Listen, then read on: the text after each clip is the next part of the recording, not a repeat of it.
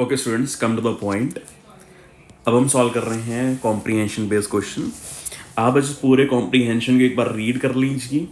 Read करने के बाद आप यही बोलोगे और यही समराइज होगा कि हमारे पास दो तरह की रिएक्शन है, एक है फास्ट स्टेप, दूसरा क्या है स्लो स्टेप। और अपन से पहला सवाल पूछा गया है find the order of the reaction, आपसे पूछा गया है। ऑर्डर को डिफाइन करने के लिए मैं डिफाइन करता हूँ सबसे पहले, डेट इज रेट लॉ। अगर मैं यहाँ पे रेट लॉ लिखूं तो मेरे पास रेट का फॉर्मूला बनता है rate is equal to, I can define it, rate is equal to constant k, और स्लो स्टेप में ओजोन है और स्लो स्टेप में नेसेंट ऑक्सीजन। अब एक काम करते हैं, हमें एक चीज का बहुत अच्छे से आइडिया होना चाहिए कि नेसेंट ऑक्सीजन एक रेट लॉ के एक्सप्रेशन का पार्ट नहीं हो सकता, क्योंकि ये कौन सी चीज है, ये इंटरमीडिएट है। This is an intermediate. अब इस इंटरमीडिएट को हटाने के लिए फ्रॉम फर्स्ट इक्वेशन से मैं के इक्विलिब्रियम ढूंढूंगा। के इक्विलिब्रियम आएगा concentration of oxygen into concentration of ozone, sorry nascent oxygen divide by concentration of ozone. यहां से अगर अपन दिमाग लगाएं कि मैं कंसंट्रेशन ऑफ नेसेंट ऑक्सीजन निकाल सकता हूं, that would be come out to be K equilibrium multiply by ozone divided by concentration of oxygen. इन वैल्यू को मैं यहाँ आके सब्स्टिट्यूट करूंगा। सब्स्टिट्यूट करने के बाद जो मेरा रेट एक्सप्रेशन बनेगा, दैट इज इक्वल टू के इनटू ओजोन कंसंट्रेशन इनटू क्या आएगा बच्चों, के equilibrium into concentration of ozone divided by concentration of oxygen. इसको अगर मैं सिंप्लीफाई करूं तो मेरे पास फाइनल रेट एक्सप्रेशन बनेगा k into k equilibrium into ozone to the power 2 oxygen to the power -1। और क्या बच्चों, मेरे पास नेट ऑर्डर ऑफ रिएक्शन निकल के आएगा 2 - 1, दैट इज 1। आंसर मेरा ए बनेगा, बहुत क्लियरली दिखाई दे रहा है मुझे। नेक्स्ट पे आते हैं, नेक्स्ट क्वेश्चन पे आते हैं बच्चों। सो ये हमारे यहाँ पे डन हो गया। सेकंड है भाई, मॉलिक्यूलैरिटी पूछी गई है आप लोगों से।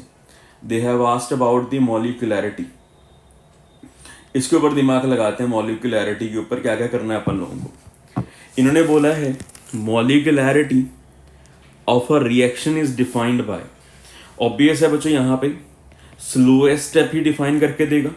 स्लोएस्ट स्टेप डिफाइन क्यों करके देगा, आपका एक सवाल हो सकता है, क्योंकि स्लोएस्ट स्टेप ही रेट डिटरमिनिंग स्टेप होता है।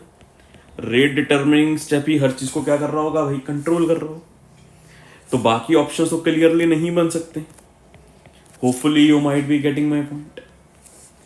नेक्स्ट पे आ सकते हैं। नेक्स्ट है बच्चों क्वेश्चन नंबर 3।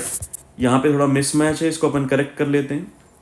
क्वेश्चन नंबर 3 को मैं अलग से कॉपी कर लेता हूं, राइट।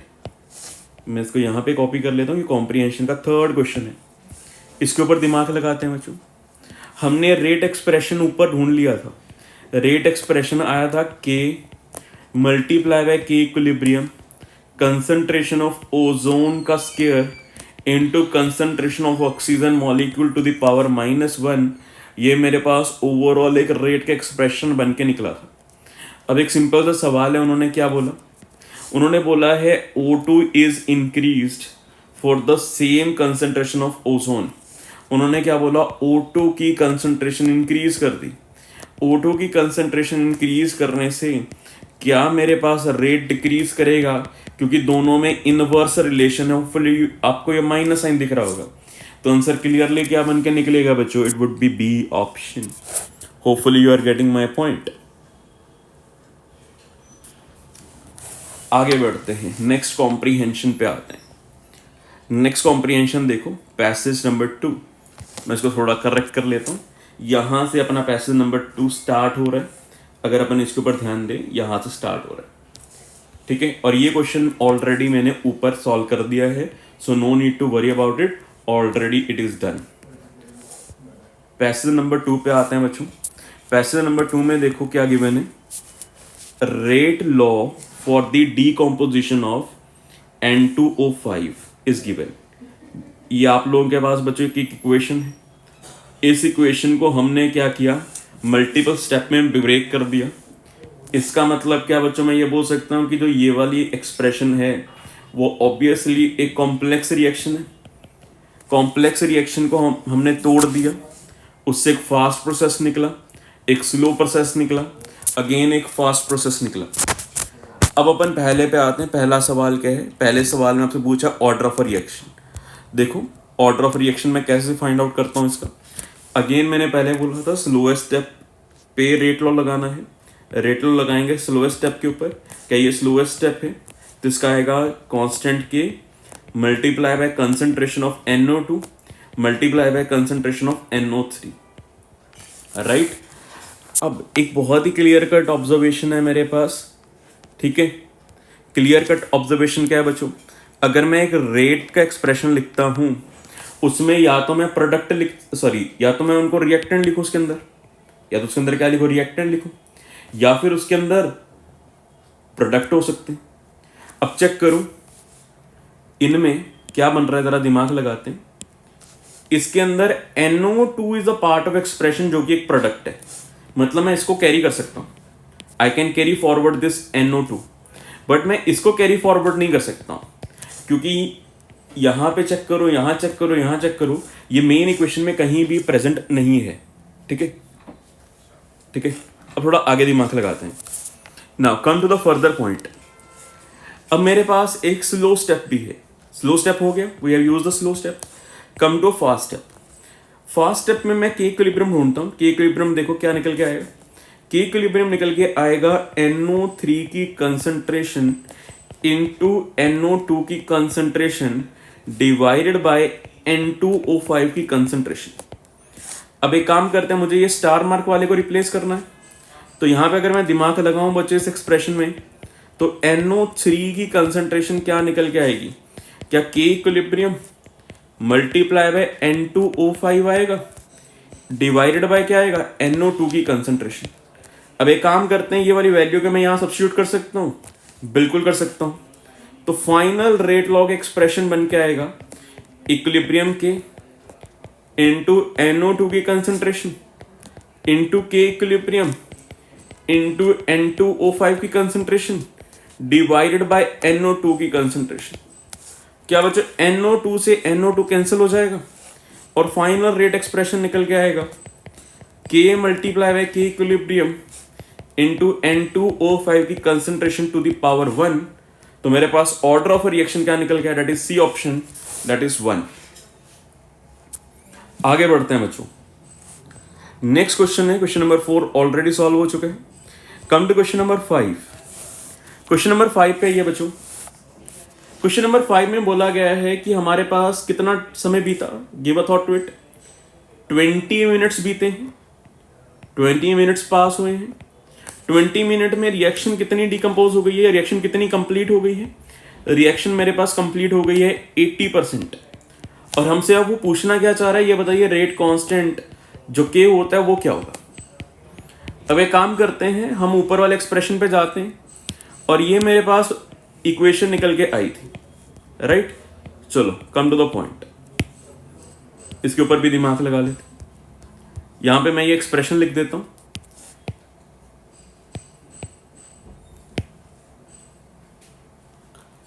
आगे देखो बच्चों, ये ऐसी रफली आगे। अब देखो इसके ऊपर अगर मैं दिमाग लगाता हूं, क्या मुझे पता लग रहा है कि जो ये इक्वेशन है क्या वो एक फर्स्ट ऑर्डर रिएक्शन नजर आ रही है बच्चों।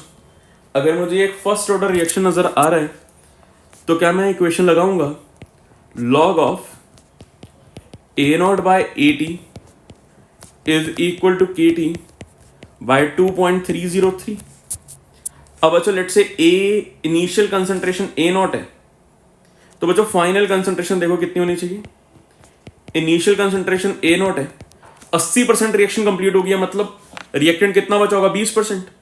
तो क्या मैं उसको लिख सकता हूं 0.2 ऑफ A0। के की वैल्यू कितनी पुट करोगे आप लोग, हमें फाइंड आउट करनी है। टाइम कितना आएगा 20 मिनट्स डिवाइड बाय 2.303। ये हमारे पास एक्सप्रेशन क्लियरली यहां पे निकल के आ जाएगा, राइट। अब इसको अपन फर्दर सिंप्लीफाई कर लेंगे। फर्दर सिंप्लीफाई करेंगे तो फर्दर सिंप्लीफाई करने के बाद हमारे पास k की वैल्यू निकल आएगी, दैट इज 0.08। इंपॉर्टेंट चीज क्या है बच्चों, आपको यूनिट्स का यहाँ पे ध्यान रखना है, ठीक है। तो यूनिट्स को आप कन्वर्ट कर लीजिएगा, कन्वर्ट करने के बाद ऑब्वियसली आपका ऑप्शन ए बन करके आ जाएगा फॉर श्योर, राइट। आगे बढ़ते हैं। नेक्स्ट है question number is 6। Question number 6 को कॉपी कर लेते हैं, अगेन थोड़ा सा मिसमैच है। क्वेश्चन नंबर 6 देखिए,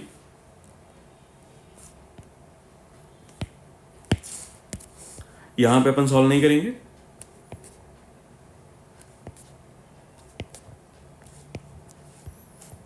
क्वेश्चन नंबर 6 में आपको दिया हुआ है at equilibrium the concentration of N2O5 is 0.2, concentration of NO2 is equal to 0.4 and the concentration of NO3 is again 0.4 and K1 is equal to, K1 आपसे पूछा गया। अब यही ये K1 क्या है वो डिस्कस कर लें एक बार। ये रहा भाई, हमसे यहाँ पे ये इक्विलिब्रियम कांस्टेंट पूछने की कोशिश की गई है, इसको फिगर आउट करते हैं बच्चों कैसे करना है। Hopefully you are getting my point, this is what we have to figure out. अपन चाहे तो इसको उठा सकते हैं और कॉपी कर लेते हैं ताकि ये हमारे लिए इजी हो जाए सॉल्व करने में कॉम्प्रीहेंशन का सवाल। ओके, एक काम करते हैं, let's add a page as well, it will be easier for us. देखो बच्चों, ये हमारे पास सेटअप है। एक काम करते हैं, हमें K1 फाइंड आउट करना है। K1 क्या मैं बोल सकता हूं यहां पे is an equilibrium constant, right. तो अगर मैं यहां पे, सुनो कैसे करेंगे अपन लोग, ये हमें फाइंड आउट करना है। तो एक काम करते हैं, पहले मैं रेट एक्सप्रेशन लिख रहा हूं, rate is equal to, rate को देखो मैं क्या कैसे लिखूं, रेट को मैं यहां पे K लिख रहा था। अब एक बार ये देखें ये K है क्या, एक बार ऊपर से वापस चलते हैं। क्या यहां पे जब मैं स्लो स्टेप का एक्सप्रेशन लिख रहा हूं कि यहां पे वर्ड K1 इस्तेमाल होना चाहिए, कि यहां पे वर्ड अगेन K1 इस्तेमाल होना चाहिए। आगे चेक करो कि यहां पे वर्ड K1 इस्तेमाल होना चाहिए, ठीक है। और यहां भी चेक करो क्या यहां पे ये rate K1 into K equilibrium into क्या आएगा, N2O5 की कंसंट्रेशन टू द पावर क्या आएगा 1। नाउ आगे बढ़ते हैं। नेक्स्ट है बच्चों, मैं K इक्विलिब्रियम भी लिख सकता हूं क्योंकि मुझे यहां पे K इक्विलिब्रियम भी चाहिए। K इक्विलिब्रियम पहले एक्सप्रेशन से आया, उसका क्या है, NO2 की कंसंट्रेशन इंटू NO3 की कंसंट्रेशन डिवाइड बाय N2O5 की कंसंट्रेशन, ये मैंने यहां पे लिखा। अब आगे सुनो बच्चों, क्वेश्चन को ध्यान में रखते हुए। नेक्स्ट चीज,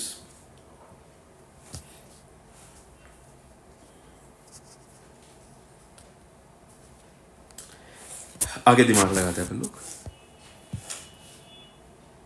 अब एक काम करते हैं, K इक्विलिब्रियम की वैल्यू ढूंढते हैं।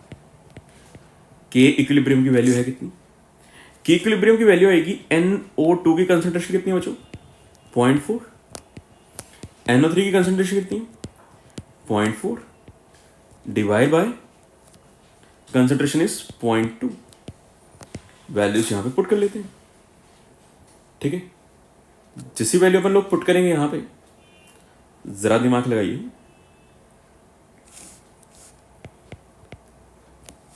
K इक्विलिब्रियम कितना आ जाएगा 0.8। अब आगे सुनो, एक चीज बताओ, अगर ये बच्चों मेरे पास एक रेट की एक्सप्रेशन है, give a thought to it, ये एक रेट की एक्सप्रेशन है। इस रेट की एक्सप्रेशन में दो चीजें मल्टीप्लाई हो रही है, एक हो रहा है K1 मल्टीप्लाई हो रहा है K इक्विलिब्रियम मल्टीप्लाई। अगर मैं इन दोनों को मल्टीप्लाई करूं, जो ये मल्टीप्लाई का आफ्टर मल्टीप्लीकेशन जो रिजल्ट आएगा, क्या वो कांस्टेंट होगा, और उस कांस्टेंट को मैं क्या बोलूंगा, रेट कांस्टेंट, और इस एक्सप्रेशन के लिए रेट कांस्टेंट क्या निकल के आया बच्चों, विच इज इक्वल टू 0.08। तो बच्चों एक सोच के देखो, क्या मैं लिख सकता हूँ K1 multiply by K equilibrium is coming to be equal to rate constant. और बच्चों मेरा रेट कांस्टेंट कितना निकल गया यहाँ पे, रेट कांस्टेंट इज 0.08। K1 हमें पता नहीं, K इक्विलिब्रियम कितना पता है 0.8, तो K1 की वैल्यू कितनी आएगी 0.1। तो हमारा आंसर क्लियरली क्या बन के आ रहा है भाई, ए ऑप्शन, दैट इज 0.1। तो ये ओवरऑल पूरा कॉम्प्रीहेंशन सॉल्व हुआ है बच्चों। ठीक है, मैं वापस से रिपीट कर देता हूँ, वापस से सुनो क्या रेपिटेशन है। क्या बच्चों मैं एक्सप्रेशन ये लिख सकता हूँ रेट का, K1 multiply by K equilibrium के कांस्टेंट के बराबर है। किस कांस्टेंट के बराबर है, रेट कांस्टेंट। रेट कांस्टेंट कितना निकाला अपन ने ऊपर वाले में 0.08। तो बस वही मैंने सॉल्व किया इसको पुट करके, और ये हमारा कॉम्प्रीहेंशन सॉल्व हो गया। नेक्स्ट कॉम्प्रीहेंशन पे आते हैं, comprehension number is third comprehension में देखो बच्चों, हमारे पास एक ग्राफ गिवन है। ग्राफ वाली अपन डायग्राम उठा लेते हैं और इसकी हेल्प से बाकी चीजों को सॉल्व करते हैं। ठीक है, और भी देखो इन्होंने क्या क्या दिया हुआ है, डायग्राम दी है, और इन्होंने क्या बोला, ये एक फर्स्ट ऑर्डर रिएक्शन है taking place at constant temperature. Temperature कितना 47 degree Celsius. The specific rate constant for forward reaction, forward reaction के लिए रेट कांस्टेंट ये है, and for the backward reaction rate constant भी अपने को दिया हुआ है। तो ये हमें इंफॉर्मेशन थोड़ी ध्यान में रखनी है ताकि क्वेश्चन सॉल्व करना आसान हो जाए। क्वेश्चन नंबर 7 पे आते हैं। क्वेश्चन नंबर 7 में पहला सवाल है, the activation energy of backward reaction is. बच्चों चेक करो, क्या यहां से लेके यहां तक energy, activation energy of backward reaction है, यहां से लेके यहां तक activation energy of forward reaction है। अब बैकवर्ड रिएक्शन की आप खुद से ही कैलकुलेट कर सकते हो, क्या आएगी भाई 10 + 30 total come out to be 40। तो हमारे पास 40 किलो जॉल पर मोल क्या निकल गया है भाई, activation energy for the backward reaction. Next question को सॉल्व करते हैं बच्चों। क्वेश्चन नंबर इज 8 को जरा देखिए, how to solve it out. 8 में बोला गया the overall reaction heat is. वापस से वो ग्राफ बना लेते हैं, पेस्ट कर लेते हैं ग्राफ। पहले देखिए बच्चों, ये जो पॉइंट है मेरे पास, ये पॉइंट, क्या ये एनर्जी ऑफ रिएक्टेंट है, और ये एनर्जी ऑफ क्या है भाई, प्रोडक्ट। तो सोच के देखो, क्या मैं बोलूंगा अगर ग्राफ के अकॉर्डिंग पहले रिएक्टेंट में एनर्जी ज्यादा थी, प्रोडक्ट्स बनने के बाद एनर्जी कम हो गई, मतलब एनर्जी क्या की गई है, लिबरेट। चेक करो, ये एनर्जी ज्यादा है और ये एनर्जी क्या है, कम। तो जो गैप है इसका डेल्टा एच क्या निकल के आता है बच्चों, नेगेटिव। डेल्टा एच नेगेटिव निकलने का मतलब एनर्जी क्या हुई है भाई, लिबरेट हुई है। बहुत क्लियरली नजर आ रहा है मुझे। ठीक है, नेक्स्ट पे चलते हैं बच्चों। Question number is 9। Question number 9 में आपसे पूछा गया है the maximum rate constant for the forward reaction is. अब बच्चों सुनो ध्यान से, लॉजिक लगाते हैं अपन। क्या लॉजिक लगाना है, लिसन केयरफुली। मुझे फॉरवर्ड रिएक्शन के लिए दिमाग लगाना है। क्या मैं लिखूंगा K होता है A e⁻ -EA/RT के बराबर होता है, राइट। अब आगे सुनो बच्चों, जब T इंफिनिटी को टेंड करता है, क्या उस समय मेरा मैक्सिमम रेट कांस्टेंट निकल के आता है, सबको पता होगा। ठीक है, पर हमें यहां पे मतलब रेट कांस्टेंट कौन सा निकालना है बच्चों, फॉरवर्ड वाला। अगर फॉरवर्ड वाला निकालना है तो क्या मैं कांस्टेंट KF इस्तेमाल करूंगा, एक्टिवेशन एनर्जी भी फॉरवर्ड वाली इस्तेमाल करूंगा। R तो एज यूजुअल रहेगा 8.314। टेम्परेचर कितना हो जाएगा 47 + 273। KF कितना है बच्चों 10⁻⁻4 मिनट्स। जरा चेक करो, हमने ऊपर हाईलाइट किया था मिनट इनवर्स है, 10⁻⁻4 मिनट इनवर्स है। और EA कितना निकल जाएगा बच्चों, EA निकाल लो आप। ऑब्वियसली फॉरवर्ड वाली एनर्जी चाहिए, फॉरवर्ड वाली एनर्जी क्या होगी 30, और इसकी यूनिट्स क्या हैं, किलो जॉल पर मोल। तो इसके यूनिट्स आएंगे 30 kilo joule per mole. Hopefully you are getting my point. अब एक सिंपल काम करते हैं अपन लोग, देखो क्या आगे दिमाग लगाएंगे अपन लोग इस क्वेश्चन को सॉल्व करने के लिए। अब हम क्या करेंगे, ए की वैल्यू निकालेंगे। ए को बच्चों मैं ऐसे लिख सकता हूं, k divide by e to the power minus E A by R D. अब एक काम करते हैं, सारी वैल्यूज क्या करते हैं, यहां पे सब्स्टिट्यूट करते हैं। कौन कौन सी, के एफ भी सब्स्टिट्यूट करते हैं, ई ए में ये वाली वैल्यू सब्स्टिट्यूट करते हैं, आर और टी भी रेस्ट ऑफ द वैल्यू यहां पे क्या करते हैं, सब्स्टिट्यूट करते हैं। सब्स्टिट्यूट करने के बाद बच्चों मेरे पास ए की वैल्यू एक निकल करके आ जाएगी। अब आप बच्चे बोल रहे होगे सर आप ए की वैल्यू क्यों फाइंड आउट कर रहे हो। बच्चों मैं ए की वैल्यू इसलिए फाइंड आउट कर रहा हूं क्योंकि जब टेम्परेचर इंफिनिटी को टेंड करेगा उस समय, give a thought to it, infinity को टेंड करेगा, क्या मेरा के ए के बराबर आगे बैठ जाएगा। और ये किसी भी रेट कांस्टेंट के लिए मैक्सिमम वैल्यू होती है, चेक करो। और अगर मैं इसको सिंप्लीफाई करूंगा, ए की वैल्यू आएगी मेरे पास 7.94, तो मैक्सिमम के भी कितना आ जाएगा भाई, 7.94 would be my answer. Hopefully you got the point, and here we end all the questions based upon comprehension.